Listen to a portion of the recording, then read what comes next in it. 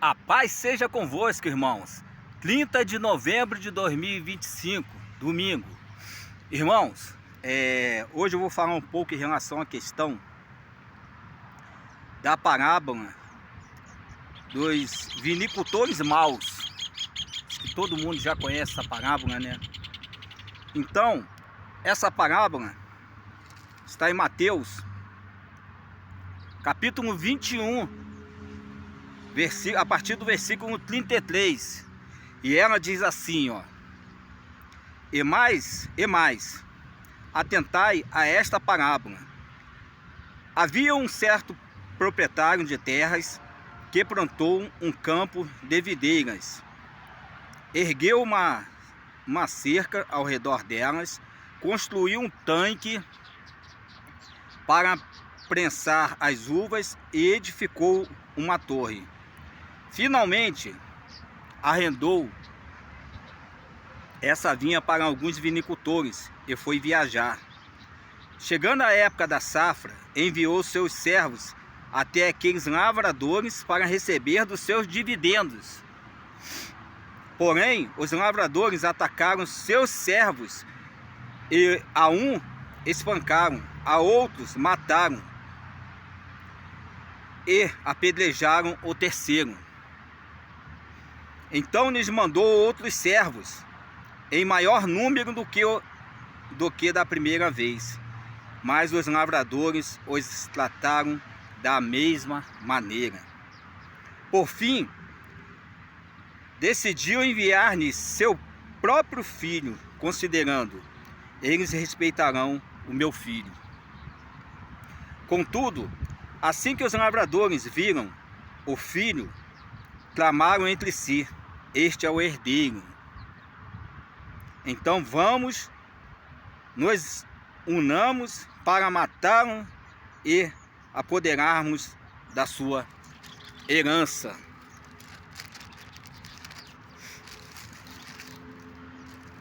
E assim eles o agarraram, jogaram-no para fora da plantação de videiras e o assassinaram. Sendo assim, quando vier o dono da vinha, o que fará aqueles lavradores?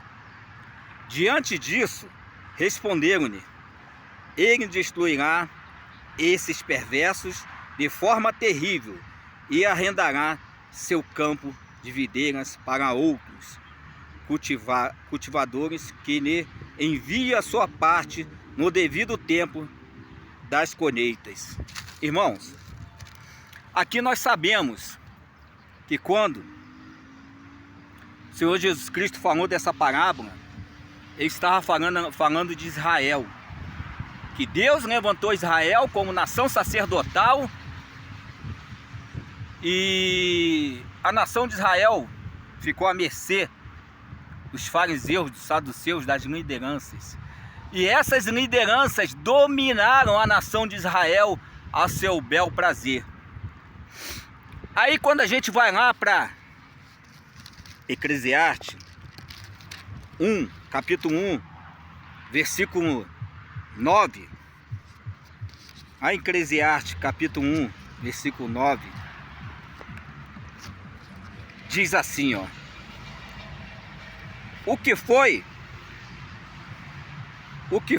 voltará a ser. O que aconteceu, acontecerá de novo. O que foi feito, se fará outra vez. Não existe nada novo debaixo do sol. Irmãos, por que eu sempre cito essa passagem de Eclesiastes? Porque aquela parábola ali dos vinicultores maus está se repetindo nos dias de hoje. Não na nação de Israel, mas sim no meio cristão, dentro da igreja do Senhor Jesus Cristo. Assim como aquelas lideranças se apossaram da vinha do Senhor, hoje os pastores, malditos pastores, estão fazendo o mesmo. Irmão, só quem pode reinar acima da tua cabeça é Deus. Não deixe liderança nenhuma reinar em sua vida. Fazer de você massa de manipulação, como tem feito aí com as pessoas nos dias de hoje, nessas igrejas. Não deixe essas pessoas tornarem vocês refém delas. Busque a Deus como um conceito de vida, irmão. Deus agora só vai chamar aqueles que verdadeiramente têm um coração sincero diante dele e queira viver uma vida como um conceito de vida e não um sistema religioso preso debaixo de um jugo de um pastor, de uma liderança dessas. Olha o que eu estou dizendo, irmão. Os dias estão se findando. Não há nada novo embaixo do sol. Assim como foi no passado, tem se repetido tudo de novo. Se Yeshua, se Jesus viesse nos nossos dias, ele ia ser morto como foi lá pela nação de Israel, entregando aos romanos. Você pode ter certeza que esses pastores que nós temos nos dias de hoje iam assassinar Jesus Cristo da mesma forma que aquelas lideranças no passado fizeram. Podem ter certeza disso. Eles são mais amantes das lisonjas, são mais amantes dos dinheiros, das riquezas, das posses, das propriedades, são mais amantes disso do que da própria igreja. Não igreja templo, mas uma igreja espiritual. Irmãos, se liberte desse conceito. Deus vem tentando libertar o ser humano desse conceito, já não é de hoje. Vemos ali com Francisco de Assis. Quem nunca assistiu, assista o filme Francisco de Assis, que vocês vão ver. Deus tem um chamado ali para Francisco de Assis de restaurar a sua igreja.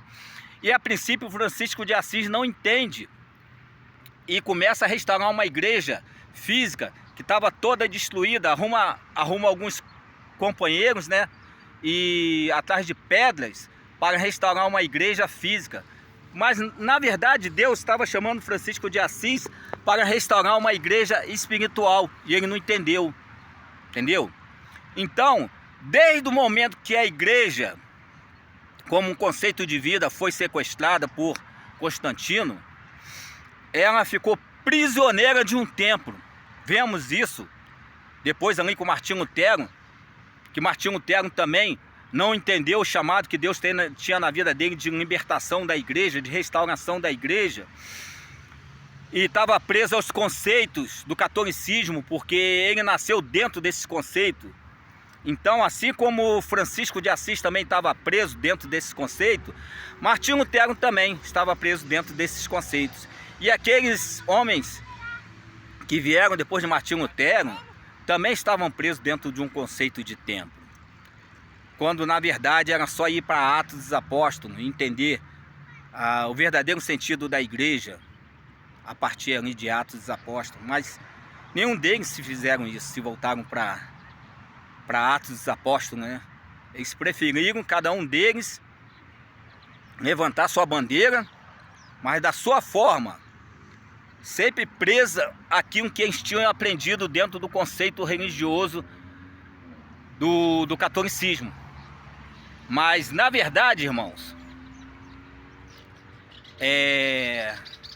a nossa vida com Deus é algo particular e coletiva, mas dentro dessa coletividade, numa igreja que é um aglomerado de pessoas, numa igreja sem ter uma placa denominacional. Isso é igreja verdadeira. Atentem para isso, irmãos. Assim como foi com Israel, nessa parábola que Jesus contou do vinicultores maus, assim tem sido nos nossos dias, com esses pastores malditos que vão pagar muito caro. Irmãos, vocês que estão aí dentro dessas igrejas também, refém desses pastores, vocês têm que buscar a Deus na sua intimidade, ler a Bíblia. A Bíblia é regra de fé e prática para nós. Então vocês têm que ler a Bíblia para se libertar disso. Mas quando vocês estão aí dentro e não buscam conhecimento da Escritura e Deus acima da cabeça de vocês, vocês acabam cometendo o mesmo erro dos pastores. E com isso daí, a paga será igual a deles. Então, irmãos, ninguém vai comparecer inocente diante de Deus. Então vocês estão tendo a oportunidade de se libertar desse sistema religioso e buscar Deus verdadeiramente como conceito de vida. Se vocês não querem, se vocês preferem ficar refém desse sistema maldito, que assim como foi na época de Israel, e Jesus fala na parábola, assim tem sido nos dias de hoje, então não tem o que fazer, irmãos. Vocês não vão ser inocentes diante de Deus. Podem ter certeza disso. Vocês não vão ser inocentes diante de Deus. Todos vocês que estão dentro de um sistema religioso. Vocês têm a oportunidade, nesse findar da era da igreja sobre a face da terra, de se voltar verdadeiramente para Deus. Queira que vocês voltem, né? Quer ouçam, quer deixem de ouvir, está dito.